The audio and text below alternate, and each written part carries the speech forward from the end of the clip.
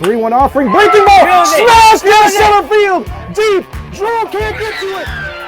Freeman will tag at third base. He's in to score. Here comes Anthony Allen in the fourth. And the Luckies lock it all in the ninth. 10-9.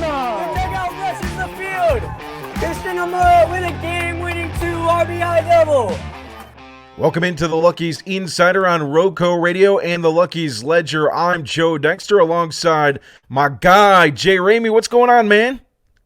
Hey, Joe. How you feeling today? Good, man. So what are we here to talk about? What are we here to do? Well, we're here to just have some fun for a few minutes. Talk about our favorite team, the Reidsville Luckies, who played last weekend. They've got 4 games on Friday, Saturday, Sunday, and Monday. Talk about that a little bit. Talk about some of the new players that are coming into town. So I'm looking forward to it. Should be fun. The Luckies Insider gives you little tidbits, nuggets, information. We're going to do some interviews down the road too, you think? Yes, 100%. We could probably get Chenzo Scanio in here, some of the players' parents, things like that. Maybe Santa? Possibly Santa Eric Smith. It's the Luckies Insider. You can find us on RoCo Radio and the Luckies Ledger. Let's start with the start of the season. Tell me your overall thoughts on the start of the season and what you're expecting just based off of what we've seen so far. Well, I'd like to focus a little bit more on Sunday's game because Saturday was more fun. It was a more family atmosphere. It didn't feel really competitive. It was more so the Luckies versus the Luckies. Players were nervous. They were just getting into the groove of things. The pitching was like kind of uncharacteristically worse than we expected, but it wasn't treated as a real game. Like if you were playing against your friends, it's more of just a scrimmage type feel. So I'd like to focus more on Sunday. And what I saw was that I was impressed by the Luckies because they were playing against grown men. Sure, it's a non-league team, but this is a men's league team that has a lot of experience. They're probably coming from their homes. And the Luckies, they're going through a big transition in their lifetime. A lot of these guys are coming out of high school, looking to go to college somewhere. Some guys are about to transfer from college. And these men have stability. And this was the first actual game that the Reidsville Luckies were participating in. So even though it ended in a tie, I felt good about the weekend. Tie with the Greensboro Yard Goats 3-3. The Sammies defeating the Luckies. Okay, Sammy time. It's Sammy time. Are we a Sammy fan? Are we not a Sammy fan? How do we feel about the Rockingham Sammies? I don't like the name, but I support the Reidsville Luckies. It's kind of like my San Antonio Spurs. If they moved cities, if they switched team names, I'm still going to cheer for them. But I don't agree with the name. A sandwich-based team name. Really? Is that what we're going for here? Rockingham sandwich. Oh. I mean, it's fun to mess around with Sam Milton's name, things like that. We had a Travie Patty last year, and I kind of missed that element of it. We need some more nicknames this year. How about aesthetic-wise, though? Take the sandwich, take the lettuce, tomato out of it. Just the aesthetic. I thought the hats were pretty sweet.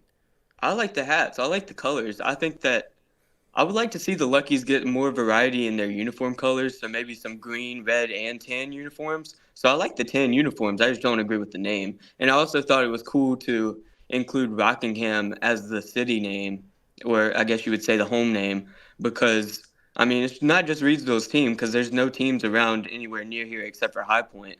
So it's good to include as many fan bases as you can get. I was interviewing our new owner on our Luckies Ledger, Steve, and he was talking about how this is not just Reidsville's team, and he's grown up in Reidsville, and he understands the rivalry aspect between Reidsville and Eden and all the surrounding cities, but he wants the entire community of baseball in Rockingham County to get behind the Reidsville Luckies, and I think that starting the team name out with Rockingham is very beneficial for that matter. You just brought up a great point about this year's team. Carson Moore, Lucas Brooks, Tyler Sorrell, so many other guys coming from our area. Compared to last year where we didn't have a lot of local players, we also have Brody Ray from Rockingham Community College. Sam Melton returns. How cool is it to have a local feel to the team this year?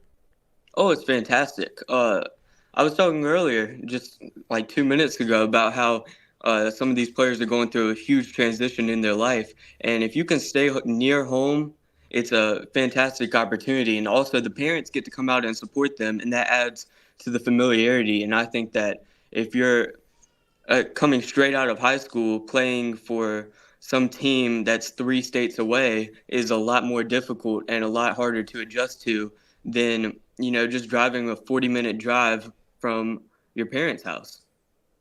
Hunter Thomas and Evan Penny as well from Rockingham on the Luckies squad this year at Jaycee Park. Our home games, 5 o'clock every single time, first pitch. You can find our schedule at ReidsvilleLuckies.com on our social media pages as well. Let's talk about the pitching side of things. What did you see pitching-wise that you liked in some of the things that transcend the game a little bit from the pitchers? Well, the Rockingham Sammys game, that was a tough one. But again, I said we can kind of throw that one out. The Greensboro Goats game was an immaculate game by the pitchers. Jaysean Brown pitched 3 innings. He didn't allow any runs. He had 6 strikeouts and 3 consecutive strikeouts in the 5th inning. And then you have Carson Moore. He was generating some oohs and ahs from the crowd. He pitched 2 innings, didn't allow any runs, and he got 3 strikeouts. I was feeling very impressed by this pitching staff. Also, Brennan Fleming, he started out the game, starting pitcher, with 3 innings pitched, and he only allowed 2 runs that went back-to-back. That was kind of a weird spot in the game, but he started out with 3 consecutive outs that only took 12 pitches in that first inning. He was consecutively on the radar, too, in the mid-80s to low 80s to high 80s. So, I mean, what you're going to see pitching-wise.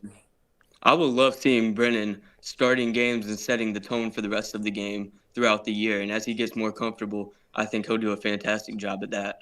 The NJCAA Region 10 Division III Pitcher of the Year from Surrey Community College. How about the offense? What did you see from the offense? I got Ryan Rodriguez is probably a name you're going to mention. Oh, 100%. And also, Nigel Robinson, he was my lucky of the game on Sunday, even though he only put up 2 hits because it was a big pitching outing by the Greensboro Yard Goats. But Ryan Rodriguez has had 18 bases in his first 2 games. He had that grand slam. He got walked a ton of times, and then he was a pinch runner after he hit that grand slam. He's done a fantastic job. He had a multitude of RBIs. Now, this is going to be controversial, but I think he would have hit a walk-off home run if that zone would have been a little bit tighter. I was very upset about that. Or the lights didn't go down in Georgia? Yeah. Yeah, that's why the game ending in a tie was so upsetting. We could have seen who would have shown their stuff in extra innings, but it ends in a tie. That was kind of anticlimactic. But what I was getting to is Nigel Robinson, I mean, the hitting side of things, we're talking about offense. He went 2 for 4, but I'm excited to see what he can do in the outfield because you need somebody to replace Travis Hammond. He was 3-time Moment of the Game winner last year because he would make these fantastic catches, and we need his presence to be replicated. Now, Robinson's offensive game isn't like Hammond's in that Robinson doesn't get walked as much. He struck out a lot in that first game. But I got some stats from Dudley High School, and he hit 5 home runs, 2 triples, a double. He was batting .500, and that's going to be the difference between him and Hammond. He's like a more aggressive form of Travis Hammond, Travie Patty, that can do everything Hammond could do in the outfield. Speaking of outfield, and you talked about defense, what a throw, too, from Zachary Semino from left field on Sunday. Yes. The throw that he made to cut off a run to keep it 3-3. Otherwise, we would be talking about it being a loss. I mean, that's great to see defensive play early. The things that will come to these hitters is being more comfortable at the plate as the season goes along. Oh, yeah. Zachary Semino's throw was insane. He made it look easy. Like, it went straight into Jacob Trivets' chest. He stood there for like a solid second or two and just tagged the runner out. And I was thinking that it was going to be an easy run scored. And I know that other team didn't have too much speed, but still, Semino's throw was on point. And I'm glad that the Luckies have figured out the outfield. Hold up. Are you saying old men don't have speed? Well, Joe, I'd like to see you run a 40. It's the Luckies Insider. It's the Luckies Insider. Luckies Baseball is back. Joe Dexter of RoCo Radio, Jay Ramey of the Luckies Ledger, both working with the Reidsville Luckies as we get you ready for the primer of the season. We talk of what has happened. Let's talk a little bit about what's coming up next. On Friday, a trip to Danville to take on the Dairy Daddies. Are you planning on going to the Danville game? Yeah, I'll be there. Yep. Yeah, I don't think I'm going to be able to make it, but the Danville game is going to be interesting. I'm more interested in the divisional games because we haven't had any league games yet. Saturday we're playing against High Point, and I wanted to talk to you about this. Last year we just absolutely hated the Sand Hills Bogies, or at least I did. Is High Point our new rivals? This is these are things that you can't just create, right? They've got to mature themselves, but I would say last year I was growing some dislike for them because multiple of their games kept getting canceled when they would play the Luckies, and they were bringing some thunderstorms with them. And I was checking the weather for what is it, next Saturday when they're playing in High Point. It's supposed to be cloudy. I don't know if that means rain, but I'm a little bit worried. So here's my thing. All right, so we play the Oak City Gliders on Sunday at home. Jaycee Park, first pitch, 5 o'clock. Gates open at 4. Come on down, have a good time. Hot dogs, ice cream, and so much more. Got to get that plug in, right? We got to get the people. But we had a little bit of a thing with Oak City last year, too. So Oak City was, So we'll see. Now, Oak City, but I like punching up. Oak City, we kept coming back on them. High Point beat us 4 times out of 6 games. Oak City, we kept being down to them, and we would be down by like 2 runs in the bottom of the 9th and come back. It seems like every time that we beat them, we came back on them. Also, as old men who also don't run 40s, do you think we hate hush puppies? Like, is that even possible? I don't like the dumb names, though. But a hush puppy is a hush puppy is a hush puppy, whether it's the name or not. I don't know if I can. The dog logo. Now you're getting somewhere. I get the puppy part of it, but what if we just had fried dough as the logo? I did it a couple of times on the Luckies Ledger last year when I was especially angry about the High Point hush puppies. I just did a picture of an actual hush puppy. There was a graphic that I did for the upcoming schedule for this week, and I just put a hush puppies in a tray. That's their logo. The Central Division. Let's talk about it since we talked about Oak City and High Point. The breakdown for the fans that don't understand how things have changed maybe from this year to last year. Explain a little bit how the division is broken up and who the Luckies will be facing in the Central Division this year. Well, last year we had the Santos Bogies, we had the High Point Hush Puppies, Oak City Gliders, and am I leaving out one? And the the Sanford Spinners. Yep. Sanford Spinners. Well, we've only got High Point and Oak City now, and then Wake Forest Fungo have entered the chat, and I'm missing somebody else too. The defending championship appearance team, Clayton Clovers. Oh, yeah. So this is where our lucky. Yeah, the team that stole our lucky concept. We need to have a battle for this. I'd rather us just. Yep. Okay, this is a proposal for the Old North State League. I don't know if they're listening to this. Clayton Clovers, Reidsville Luckies battle for the clover. You see in my background, I've got a clover on our helmet. Yep. The Luckies were here before the Clovers. The Luckies were here in the 1930s. Clovers didn't even join the ONSL until 2022. I don't like that they're trying to take the clover from us. Did we just find our change completely? Did we just find our new rival? I don't know. You told us that we have to let this happen organically. I think that we as the media have a role in manufacturing some of this.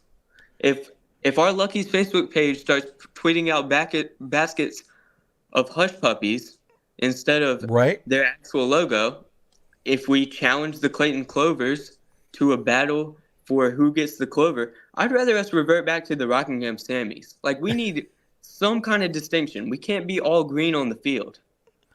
Well, here's my thing. They can have the clover, but don't be talking lucky stuff. Don't be saying that get luck and stuff like that. We're the Luckies.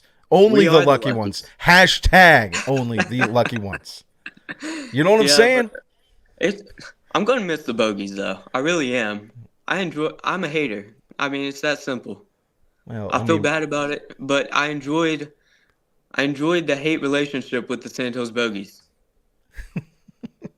we can always drive over to Pinehurst and just wear our Lucky's gear and just start cheering in a way that everybody's How like, far "What is away is going on?" Pinehurst, Joe? It's a drive. It's a drive. I'll give you that. But We it's don't have still any really close teams this year. I think the closest team to the Luckies is like 15 minutes away. I mean, 50 minutes away. Yep. High Point is the closest at about 35, 40 minutes, depending on who's driving. If Jay Ramey is driving, it might be 50 minutes. Yeah. Which good. That's how it should be. You know. How do you feel about you mentioned the offense? We got coaching staff in place that was here last year, and head coach Chenzo Scagno, also Coach Hunter Curtis returning, and also joined with head coach with pitching coach Clint Franklin. What you saw from them? I mean, I love this is what I love the most about the ONSL and the Luckies is seeing these kids get a chance to develop, and it might be little things that we see on the field, but just having a chance to continue to develop through these coaches. Your thoughts? Well, when you're there for every game, you obviously see the development. And every player was developing offensively last year, and I think that had to do with them getting more comfortable. And that's why I'm glad that we only have a couple of host families this year because if your parents are driving you to the game or they're coming and supporting you at your game, you're going to be a little more on your game than if you were driving from a few states away. So I'm glad that we get to see the development from the Luckies, and also a lot of players had their college coaches recall them to their cities and their universities last year. We might not have to deal with that, and we can see more development offensively. All righty. Before we head out of here, do we want to talk about some Luckies of the past and how things are going in that aspect for some players? Well, I can't find too much information on our past Luckies, I'll be honest. All right, I'll share some. I'll share a little bit. You see the guy right? Let me make sure my right there. Colin Eaton. He's heading to East Tennessee State University after pitching for Oh, Gordon he's State. going to crush it. Had a good year, so glad to see that from Colin. We know Andrew Zopata was on his way to the Northwoods League. I haven't been able to check and see how things went for him, but at college this year, man, he did really well for North Georgia and hit leadoff. So glad to see that. Man, we got some guys returning that had good seasons as well that are back with the Luckies. Jacob Trivet. Jacob Trivet back, and he had a I've good got year his last broken year. bat right here. Here we Nice. go. He had a great season at Bluefield State. You know what also is cool is we found out despite what Santa Eric Smith believes, Cole McLean has been with the Luckies for 3 years and not 4. So he's into his 3rd year with the Luckies. We're glad to have Oh, his Cole and his Averett, family his back. Averett coach, his Averett coach was just heaping praise on how well he did this year. I mean, this is his quote from Kenneth Fleming. Cole has been a vital part of our program for the last 3 years. He's an extremely versatile athlete in the infield and on the mound. He is a natural-born competitor that, as the game gets tighter, he gets stronger. Cole is the type of player that coaches want on the mound with the game on the line. He's a great player, teammate, and competitor. That is what a player you want to have on the Luckies for 3 consecutive years is. And I did an interview with him on the Luckies Ledger about how well Chinzo Scagno has done at unlocking him over the year.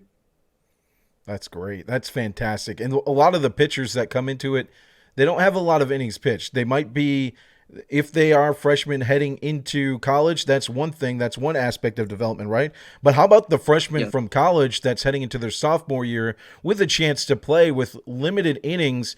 The innings that he does also get that are going to be limited in the summer, those are key moments in development. Oh, yeah. And you're talking about freshmen going into his sophomore year. We cannot end this podcast without talking about Maddox King of Tampa University. Yeah. Maddox King, I'm so excited for him to be here. He is a rare freshman starter for Tampa University. Joseph Urso is Chinzo Scagno's uncle. So once he gets here, he can actually develop even further because Chinzo Scagno, as his uncle, Joseph Urso, can give him insight on what he wants Maddox King to specifically develop on. And Tampa, they're one of the 8 teams left in the Division II championship, and Maddox King has been getting some innings. Love to see that. Love to see him this summer as well. And so many great players will roll through and will bring you the coverage. I got some news for you, Jay. Guess what? What? Our broadcasting equipment is here. Yes. I am so happy about that. So we'll I've be been bringing waiting you to that. talk about the Reidsville Luckies for so long. I've been talking to myself about the Luckies. It's funny because when we got to the press box, and unfortunately our gear didn't work this our gear didn't arrive on time for our first 2 games, but we both come in. You've got a notebook full of stuff. I've got 2 legal prints this big full with information on it. We just want to share about our Luckies. That's all we want to do. We really do. We spend countless hours off the broadcast researching these players, looking at getting quotes from coaches, looking at their college stats, going to sketchy websites, hoping that our computer doesn't get hacked. We do just about everything to provide the best Luckies coverage, but that's because we love the team so much. Come out and watch the Reidsville Luckies. You won't regret it. Fun family atmosphere. You can get popcorn, hot dogs, sodas, pretty much everything there. Everything. We got ice cream this year as well, and tickets are just $8 to get in. And here's the big part. If you have a family, everybody that's 10 and under gets in free. So $8 tickets for general admission. Also, with the family aspect, you can get free autographs. My brother, he gets autographs from the players. He's got 2 shirts filled with autographs. They go and get baseballs. The players are more than nice to the kids. We got a baseball bat, didn't we? So obviously the kids are going to get some memorabilia from the Luckies. It's just a great atmosphere. And, at the big league level, you run the bases once or twice a month. Every single home game, we run the bases with the kids after the game at Jaycee Park. So head on down to Jaycee Park in Reidsville. We'll be there Sunday against those Oak City Gliders. First pitch at 5 o'clock. Come on down and enjoy great baseball throughout the summer. We'll be there through, July 23rd, maybe? Something like that. Yeah, so it was like that last year. And also, I think the end of the season just got taken off. They'll probably end it about middle of July, July 23rd sounds about right. All righty. Well, glad to be here for the Luckies Insider episode number 1. You can find us on all podcast platforms, on YouTube, on the Luckies Ledger, and of course on RoCo Radio as well. We'll be back next week on Wednesday or Thursday with another edition of the Luckies Insider. Any final words, Jay? Come out and support your Reidsville Luckies. We'll be broadcasting them as well, so you can you catch that on the Facebook page, Joe? Where is it that they can catch it for free over the next month? If you go to ReidsvilleLuckies.com, click on Watch Live. It'll bring you right to the upcoming events and games for the Reidsville Luckies. Also, we'll try our hardest at the stadium to post the link to it on our Facebook page as well at Luckies ONSL. Also, we'll be tracking what Maddox King does. I believe that their first games of the Division II College World Series will be beginning very soon. So we'll be updating you on how King is doing and Tampa University is doing. Chinza has been watching every game of them as a Tampa native. He's Jay Ramey. I'm Joe Dexter. This is the Luckies Insider on Luckies Ledger and RoCo Radio. Have a good one.